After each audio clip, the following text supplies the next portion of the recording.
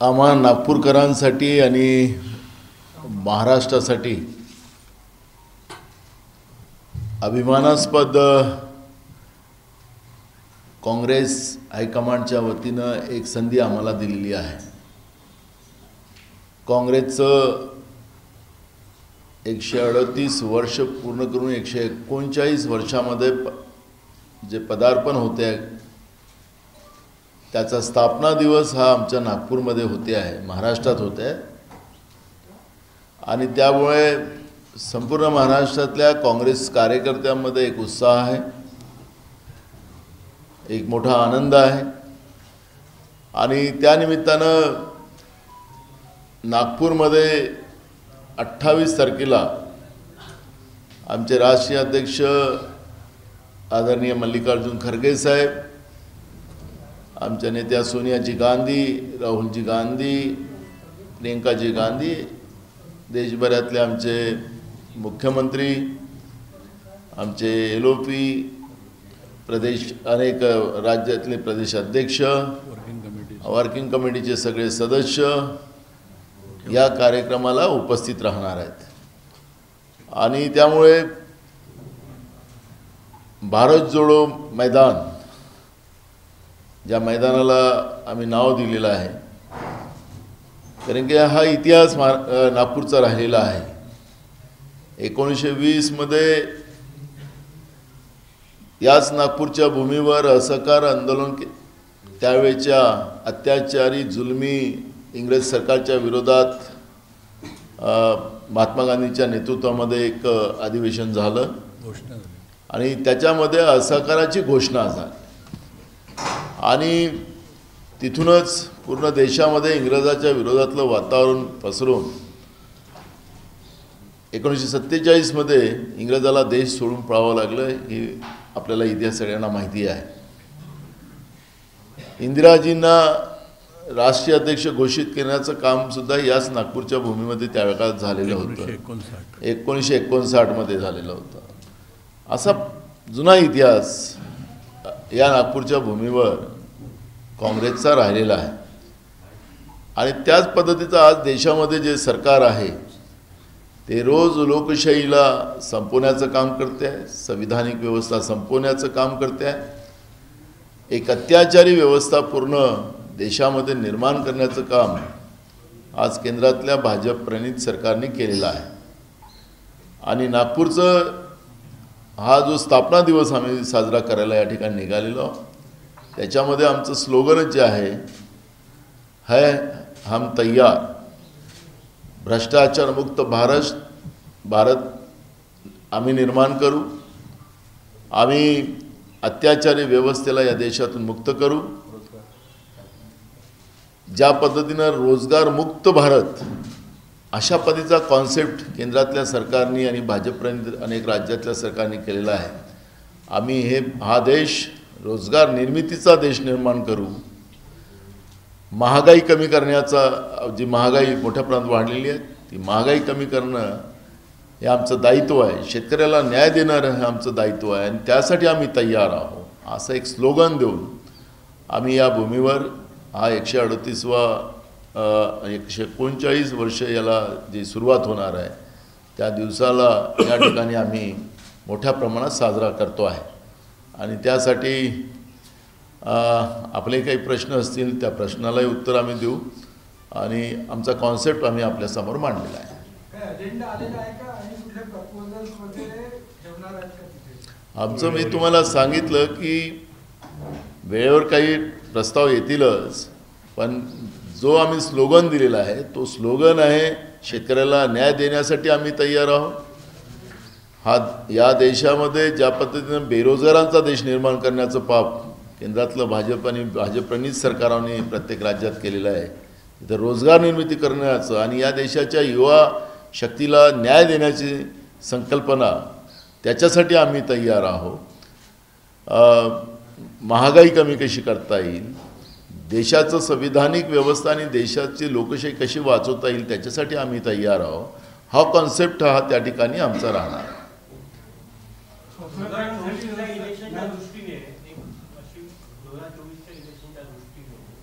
काँग्रेसमध्ये पुन्हा नेतृत्व बदल किंवा काही नवीन चेहरा, काही अजूनही पंतप्रधानाचे चेहरा इंडिया आघाडीकडून अजून आला नाही किंवा काँग्रेस तरी एक असा चेहरा या निमित्त देणार आहे?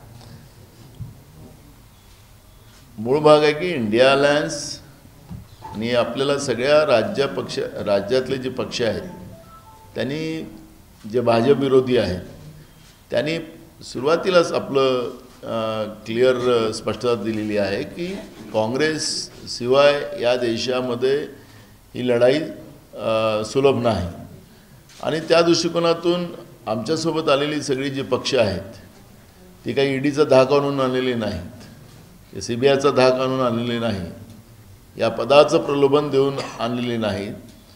या देशाच्या लोकशाहीला वाचवण्यासाठी आणि या देशाला वाचवण्यासाठी ते आमच्यासोबत आलेली आहेत. त्यामुळे इंडिया अलायन्सच्या मीटिंगमध्ये नेतृत्वाचा निर्णय जो होईल तो इंडिया अलायन्समध्ये होईल आणि काँग्रेसचा इतिहास आपल्याला, मी तो जुना इतिहासच नाही जात, आता अलीकडे आपण पाहिलं आमच्या नेत्या सोनिया गांधीजीला एकदा नाही तर दोनदा या देशाच्या लोकांनी मॅन्डेट दिला, ते प्रधानमंत्री होऊ शकले असत्यात.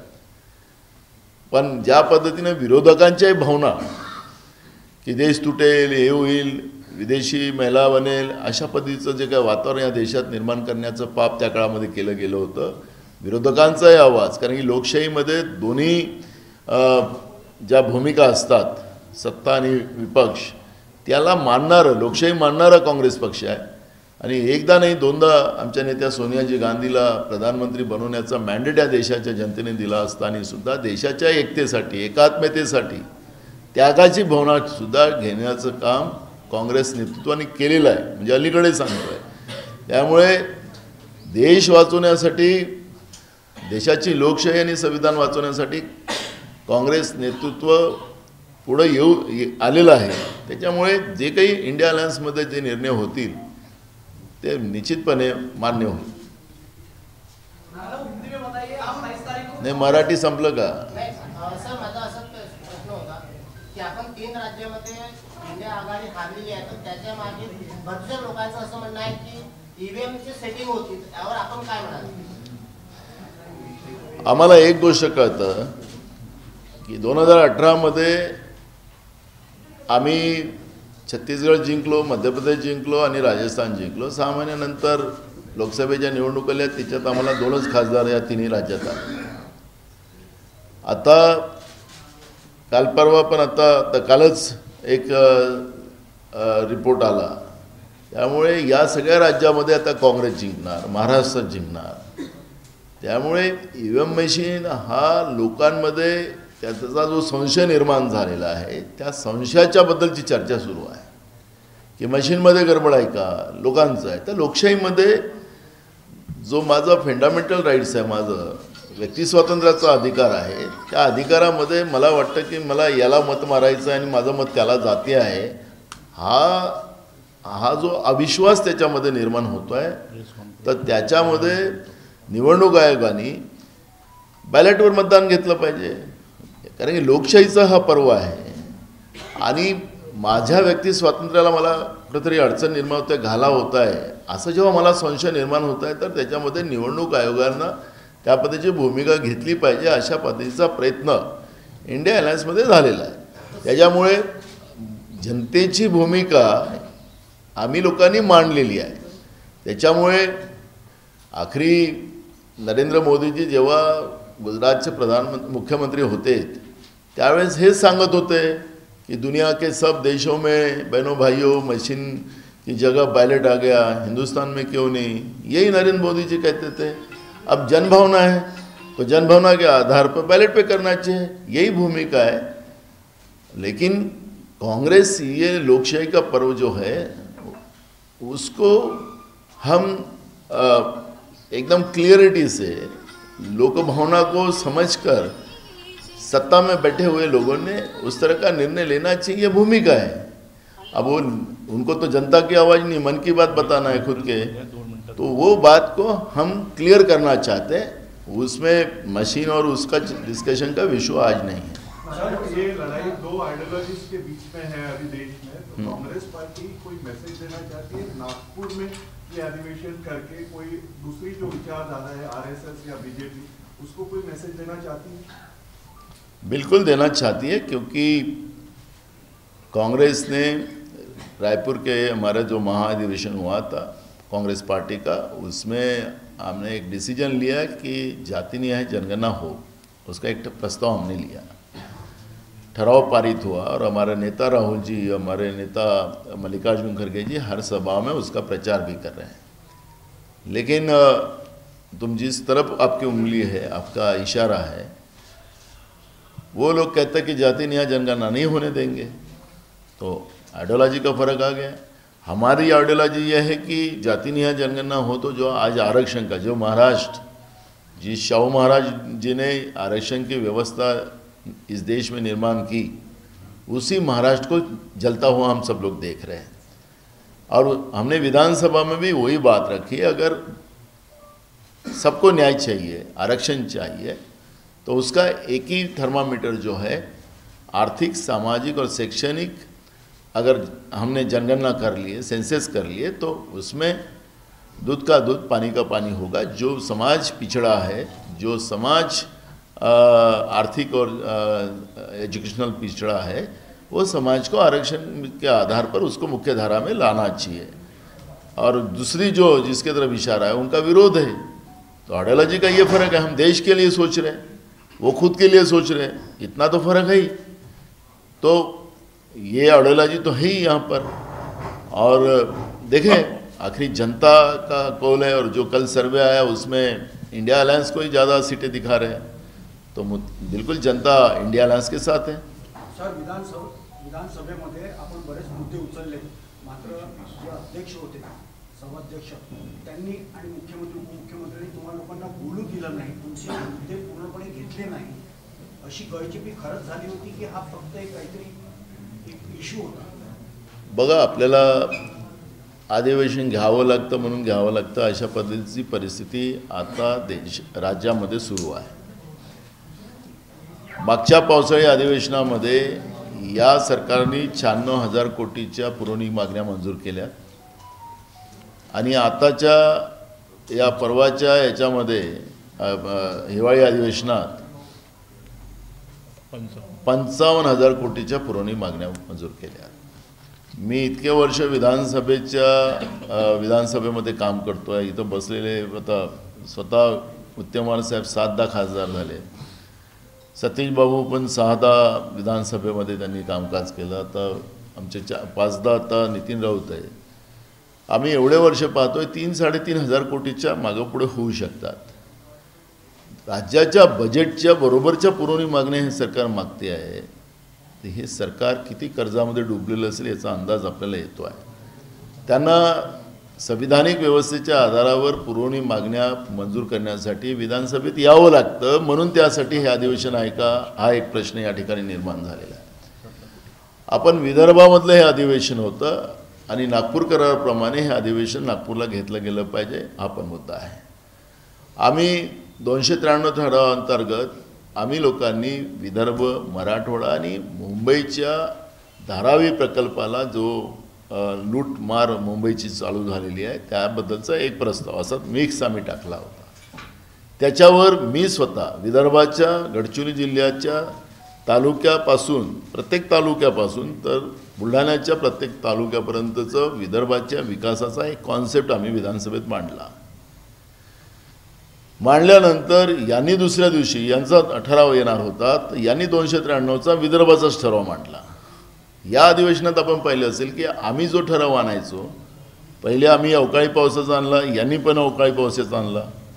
आमचा विदर्भ, मराठवाडा आणि धारावीचा एक इश्यू आम्ही मांडला होता, त्याचप्रमाणे यांनी विदर्भाचा मांडला। मग विदर्भावर चर्चा का नाही केली, यांचा ठराव तसाच राहिला। मी सरकारला वारंवार आपण ऐकत होतात की मी सांगत होतो की हे अधिवेशन इतक्या घाईगर्दीत होऊ शकत नाही, 2 दिवस तरी वाढवा आणि हे सगळे विषय निकाली काढा। महाराष्ट्रामध्ये जी आग लावलेली आहे आपण लोकांनी, हे सरकारने लावलेली आहे, सरकार प्रायोजित आहे। महाराष्ट्रामध्ये ओबीसी, मराठा वाद, धनगर, हलबा, गोवारी, कोळी, आदिवासी हा जो वाद आहे, हा बीजेपीने लावलेली ही आग आहे। विभाजन करणं, जातीजातीमध्ये भांडण करणं हे बीजेपीचं काटकारस्थान नेहमी राहिलेलं आहे, आणि त्या आधारावर आज महाराष्ट्र पेटतो आहे। आम्ही सातत्याने सांगत होतो की तुम्ही कुठल्या आधारावर देणार, काय देणार, याचं चर्चा तर करा. जनगणनेबद्दलची भूमिका मांडा. सरकार त्याला पळ काढत होते, हे आपण सगळे पाहत होतो. ठीक आहे, बहुमत आणि त्यांचं जो पाशवी बहुमत आहे, हे लोकशाहीतलं बहुमत नाही आहे, ईडीचं आहे आणि मग भ्रष्टाचाराचं खोक्याचं पण आहे. म्हणून त्याला पाशवी हा शब्द आम्ही वापरतो. जिथं पाशवी बहुमत असतं, लोकशाहीने आलेलं बहुमत आणि पाशवी बहुमत याच्यातला फरक असतो. पाशवी बहुमतामध्ये ते कसं सभागृहामध्ये विधानसभा अध्यक्ष आणि सरकार कसं काम करत होती आपण पाहिलं की परवा त्याच अधिवेशना काळामध्ये स्फोट होऊन 9 लोक त्या ठिकाणी आणि त्यांचे तुकडे तुकडे झाले. मी सभागृहामध्ये तोच मुद्दा मांडला की हे सरकार गरिबांचं आहे की मुठभर लोकांसाठी आहे, चर्चा झाली पाहिजे. पण पळ काढला आणि त्यांनी नॉन बेलेबल ऑफेन्स लावलेत आणि कोणावर लावले, तिथल्या मॅनेजरवर लावले. म्हणजे यांचं मॅनेजरवर लावले. मुद्दा असा आहे की गरीब माणूस मरो, कामगार मरो, काही घेणं देणं नाही. आणि म्हणून ही पाशवी बहुमत आहे. पाशवी बहुमताचं मी विश्लेषण अजून मांडू शकतो, पण झालेल्या घटना अधिवेशनाच्या काळातल्या मुद्दा म्हणून या ठिकाणी मी मांडल्या. सांगायचं तात्पर्य असं आहे की ही जी काही परिस्थिती ह्या पाशवी बहुमताची आहे त्याच्यावर चाललेलं आहे यांचं. आम्ही लोकशाहीला मानणारी लोक, आम्हाला काही लोकांनी म्हटलं की तुम्ही एकदाही हाऊस एडजॉर्न नाही केलं. आता एडजॉर्न करायचं म्हणजे का काहीतरी मारपीट करावं लागेल, फेकावं लागेल, कागद फागद काहीतरी करावं लागेल, काहीतरी बहाणा करावं लागेल. तर आम्हाला लोकशाहीच्या मार्गाने आम्ही आमचं मत मांडलं. विधान परिषद असतील आमच्या अभिजित वंजारीने तिथं चांगला किल्ला लढवला, खाली आम्ही लोकांनी लढवला आणि आम्ही आमची भूमिका लोकशाही पद्धतीनं मांडत होतो. सरकारला ऐकायचं नाही, सरकारला मनमानी करायची होती, ते आपण पाहिलेली आहे. त्याच्यामुळे विदर्भावर अन्याय करून गेलेत हे लोक. विदर्भाला न्याय द्यायचं नाही हे त्यांचा कॉन्सेप्ट क्लिअर आहे. मग तुम्ही ठराव आणला तर तुम्ही का नाही चर्चा केली? आम्ही विदर्भावर ठराव आणला नाही असं ते म्हणत होते, तर ठीक आहे, मग तुम्ही आणला, तुम्ही का नाही चर्चा केली? म्हणजे विदर्भावर अन्याय करणारी लोक राहिलीत.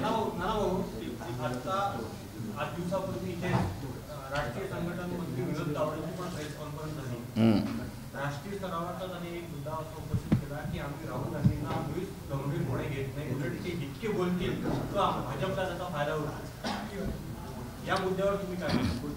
आम्ही पण नरेंद्र मोदींना फार काही गंभीर घेत नाही, आम्ही पण घेत नाही, अमित शहाना पण घेत नाही, आम्ही पण गडकरींना घेत नाही, आम्ही पण देवेंद्र फडणवीसला गंभीर घेत नाही. लोकशाहीमध्ये एक आम्हालाही म्हणावं लागेल म्हणून मी सांगतो तुम्हाला, ते असं बोलतात तेव्हा. मी मगाशी सुरुवातीला सांगितलं की सोनियाजींना 2दा प्रधानमंत्री बनण्याची संधी होती, पण विरोधकांनी ज्या पद्धतीने देश तुटेल वगैरे, तर ते ही एक लोकशाहीतली 2 चाकं असतात, हे आम्हाला मानावं लागतात. आता त्यांना लोकशाहीच मान्य नाही, त्यांच्याकडून वाक्य येणार आणि म्हणून मी तुम्हाला नाईलाजानं हे लाईन बोललो की आम्ही पण मान्य नाही करत. हे लोकशाही होत नाही, हे लोकशाही होत नाही. विरोधकांच्या प्रमुखाला, नेतृत्वाला सन्मान करणं हे आमची लोकशाहीतली परिभाषा आहे. ज्यांना लोकशाहीच मान्य नाही तसेच लोक हे असे बोलतील. त्याच्यामुळे त्यांच्याबद्दल मी काय वक्तव्य करावं, जे कोण सांगतात ते शिक्षण मंत्री होते, त्यांनी काय उजेड पडले तुम्हाला जास्त माहिती आहे, त्यामुळे मला त्याच्यावर जास्त जायचं नाही आहे. मी सांगितलं काँग्रेस पक्ष हे लोकशाही मानणारा पक्ष आहे, त्यामुळे त्यांनी ह्या पद्धतीचं उद्धटपणा बोलावं.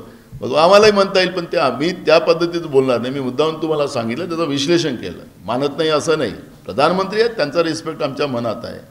आमच्या प्रधानमंत्र्याचा कोणी अपमान करेल बाहेरच्या देशातला माणूस, तर आम्ही कधीही सहन करणार नाही, ही आमची परिभाषा आहे. पण त्यांनाच विरोधकांना मानायचंच नसेल, नेतृत्वाला मानायचं नसेल, तर त्यांना लोकशाही मान्य नाही आहे. म्हणून हे असे वक्तव्य करणारी लोक आपल्याला आमच्या नागपूरच्या पवित्र भूमीमध्ये पाहतात, जिथं डॉक्टर बाबासाहेब आंबेडकरांनी धम्मचक्र परिवर्तन घेतलं, जगाला संदेश दिला. अशा भूमीवर येऊन असं ते बोलत असतील, लोकशाहीच्या विरोध बोलत असतील. कारण की बाबासाहेब आंबेडकरांनी संविधान लिहिलं, त्याच संविधानाचं शपथ घेऊन तुम्ही प्रधानमंत्री झालात. आता याच भूमीवर येऊन, कर्मभूमीवर तुम्ही असं बोलत असाल तर ते काय लोकशाही आहे का? मी उपवासात्मक बोललो. आम्ही सन्मान आहे, आम्हाला प्रधानमंत्र्यांचा सन्मान आहे, गृहमंत्र्याचा सन्मान आहे, आम्हाला बिलकुल आहे. राज्याचा, उपमुख्यमंत्र्याचा, केंद्राच्या मंत्र्याचा सन्मान आहे आम्हाला. पण हे असं बोलतील तर आम्ही असं बोललं तर पण ते आम्हाला, आमचं स्वभावत नाही. चर्चा सुरू आहे इंडिया आघाडीची असं म्हणतात आहे, पण प्रकाश आंबेडकर म्हणतात आहे की मी काँग्रेसच्या वरिष्ठांना पत्र लिहिलं पण अजून कोणताही रिप्लाय त्यांच्याकडनं आला नाही. मला माहिती नाही त्या विषयावर, ते मला दिल्लीशी त्यांचा संपर्क आहे, ते मोठे नेते आहेत, ते आमच्याकडे संपर्क नाही त्यांचा.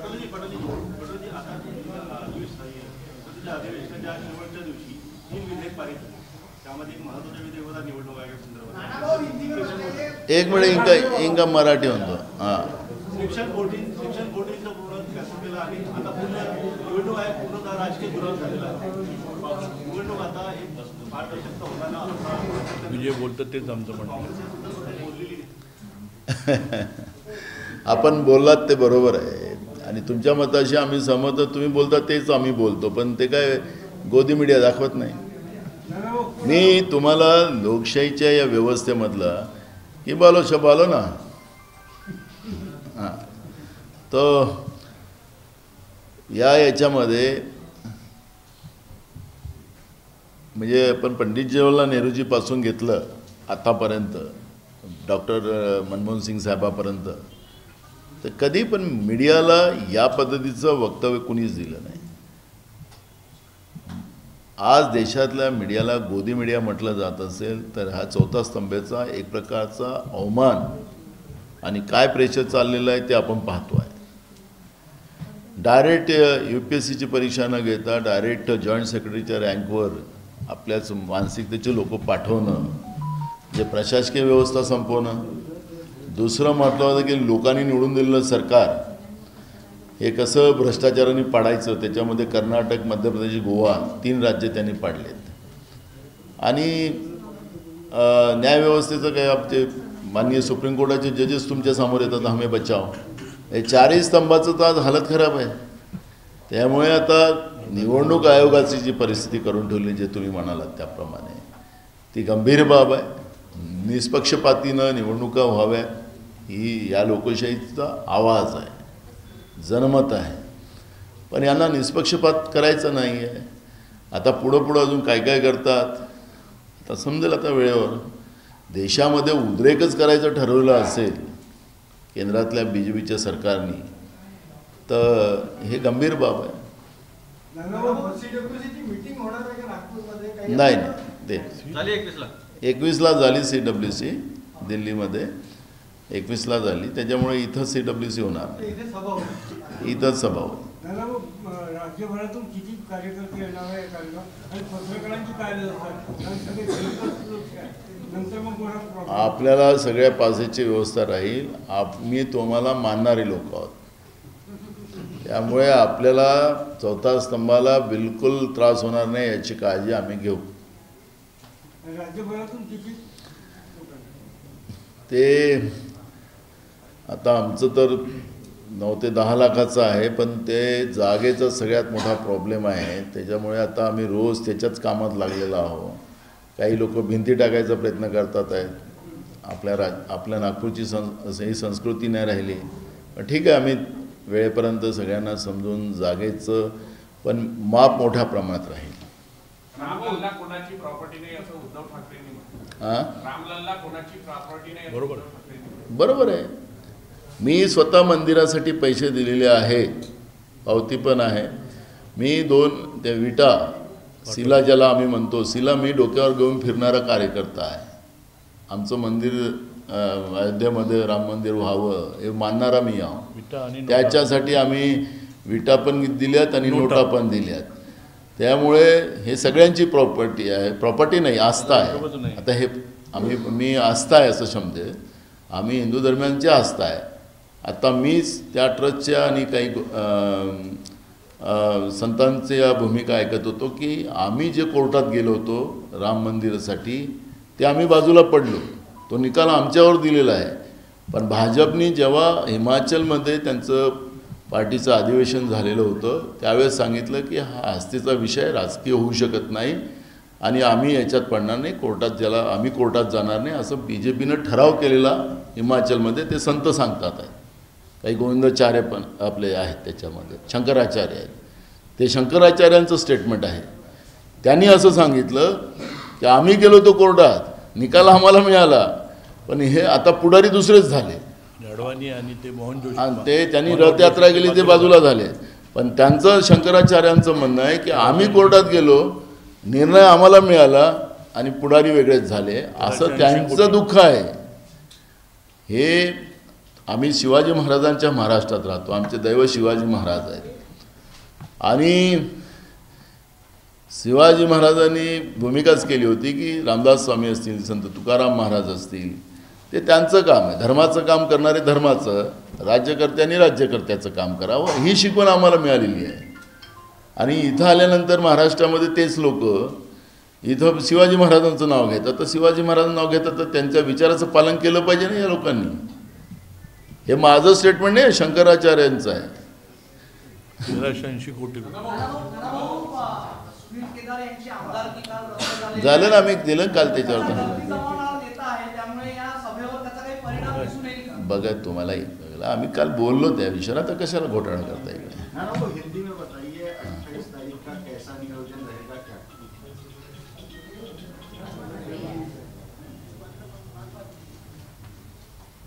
28 तारीख को कांग्रेस का 139वां पूरा होगा, 39 में हम पदार्पण करेंगे. उसका स्थापना दिन हम मनाने जा रहे हैं. देश के आज़ादी की लड़ाई में, आज़ादी की लड़ाई के लिए कांग्रेस की स्थापना की गई थी और वो एक इतिहास कांग्रेस का बड़ा है. लेकिन हम जिस नागपुर शहर में हमारे राष्ट्रीय नेतृत्व ने हम लोगों को जो मौका दिया, हमारे लिए सबके लिए स्वाभिमान की बात है, खुशी की बात है. और महाराष्ट्र से बड़े पैमाने में यहाँ पर कार्यकर्ता बड़े पैमाने में आएंगे. हमारे नेता राष्ट्रीय अध्यक्ष मल्लिकार्जुन खड़गे जी, हमारे नेता सोनिया जी गांधी, हमारे नेता राहुल जी गांधी, प्रियंका गांधी जी और CWC के सभी सम्मानीय सदस्य, हर राज्य के प्रदेश अध्यक्ष, CLP लीडर, मुख्यमंत्री जी, ऐसे बड़े पैमाने में यहाँ पर आएंगे. और उसकी तैयारी हम लोग पूरी तरह से कर रहे हैं. और इसका बड़ा फ़ायदा महाराष्ट्र को तो होगा ही, लेकिन यहाँ से, क्योंकि ये देश का मध्यवर्ती जगह है और यहाँ से मैसेज पूरे देश में जाएगा, हम हैं तैयार, ऐसा स्लोगन हमने दिया है.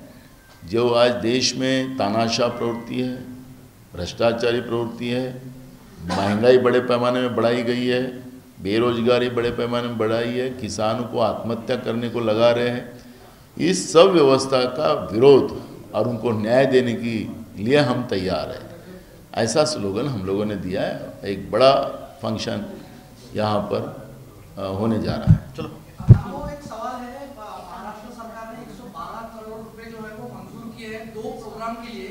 2024 साल में वो इम्प्लीमेंट किए जाएंगे, जिसमें शिवाजी महाराज की 350वीं राज्याभिषेक जो कार्यक्रम है उसके लिए, और महासंस्कृत महोत्सव राज्य सरकार कर रही है जिसके लिए 73 करोड़ रुपए दिए जा रहे हैं. आपने विपक्ष ने सवाल उठाए थे उस पैसे पे, क्योंकि राज्य की स्थिति ठीक नहीं है, बावजूद इतना खर्चा किया जा रहा है. देखो, छत्रपति शिवाजी महाराज का उत्सव अगर मनाने जा रहे हैं, लेकिन पहले उनका जवाब इनको देना पड़ेगा कि देश के प्रधानमंत्री जी नरेंद्र मोदी जी ने भूमि पूजन अरबी समंदर में जो छत्रपति शिवाजी महाराज का विशालकाय जो स्मारक बनाने का जो भूमि पूजन किया था, उसका क्या हुआ. ये घोषणा और फिर बाद में जुमले, जैसे राजस्थान में उन्होंने कहा कि हम गैस सिलेंडर 450 में देंगे, लेकिन पार्लियामेंट में कह दिया हम देंगे नहीं. तो ये जुमलेबाजी नहीं होना चाहिए. छत्रपति शिवाजी महाराज के नाम से किसान कर्जा मुक्ति की योजना हमारे मित्र फडणवीस की सरकार में की गई थी 2016 में. 2019 भी ख़त्म हो गया, उसमें किसानों का कर्जा माफ़ नहीं हुआ. तो छत्रपति शिवाजी महाराज के नाम से इस तरह से बार बार जुमलेबाजी ना करे, इतना ही संदेश हमारा है. एडवर्टाइजमेंट के लिए 1 करोड़ 10 लाख रुपए, वो तो जाहिरात वाली सरकार है, देश वाली और राज्य की. जाहिरात करना वही उनका काम है, जनता के पैसे जाहिरात में लुटाना यही इनका काम है, वो कर रहे हैं. संडास में भी जाहिरात करते ये लोग, तो ये सब मामले में करेंगे. वही संडास अपना हुई नागपुर का। Thank you.